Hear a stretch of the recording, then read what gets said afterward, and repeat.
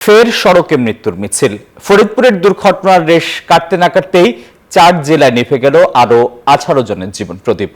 এর মধ্যে ঝালকাঠিতে প্রাণ গেছে 14 জনের। হাসপাতালে ভর্তি বেশ কয়েকজনের অবস্থাও আশঙ্কাজনক। ঝালকাঠি থেকে সাইফুর রহমান মিরনের প্রতিবেদন, ক্যামেরায় ছিলেন শুভ হাওলাদার। ঝালকাঠির গাবখান টোল প্লাজায় টাকা দেওয়ার অপেক্ষায় ছিল ইজি বাইক, প্রাইভেট কার সহ বেশ কয়েকটি গাড়ি। এ সময় হঠাৎই নিয়ন্ত্রণ হারিয়ে সিমেন্টবাহী ট্রাকটি সামনে থাকা সব গাড়িকে ধাক্কা দিয়ে চলে যায় রাস্তার পাশে। বিকাশে কম খরচে ক্যাশ আউটের লিমিট বেড়ে 50,000, প্রিয় এজেন্টও 2টা। পরে ট্রাকের নিচে চাপা পড়া প্রাইভেট কার থেকে শিশুসহ 7 আরোহীর মৃতদেহ উদ্ধার করা হয়। এছাড়া ট্রাকের ধাক্কায় ঘটনাস্থলে নিহত হয়েছেন ইজি বাইকের 4 যাত্রী।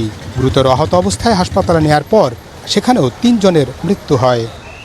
ওবালটাকার ব্রিজের রেস আছে বেশি, এই যে ব্রেক সিমেন্ট বোঝাই ছিল, তো ওই সিমেন্ট বোঝাইতে যে ব্রেকে ইদেছে কোনো ই করতে পারে না, মানে খালে ডালত দিয়ে নামছে না, এই কারণে সে কন্ট্রোল করতে পারে না। 2 জন বাচ্চা ছিল ছোট, 2 জন মহিলা, 3 জন পুরুষ।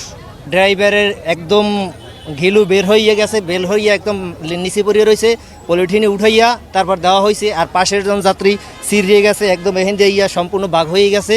খবর পেয়ে ঘটনাস্থলে পৌঁছে উদ্ধার কাজ শুরু করেছেন ফায়ার সার্ভিস, পুলিশ ও স্থানীয়রা। আহতদের প্রথমে ঝালকাঠি সদর হাসপাতালে পাঠানো হয়।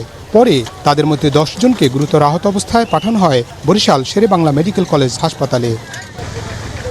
দুর্ঘটনার পর যান চলাচল বন্ধ ছিল কয়েক ঘন্টা। সড়কে মৃত্যুর মিছিল থামছে না, যার পুনরাবৃত্তি ঘটল ঝালকাঠির গাবখানে। সিমেন্ট বোঝাই ট্রাকের ধাক্কায় প্রাণ গেল 14 জনের।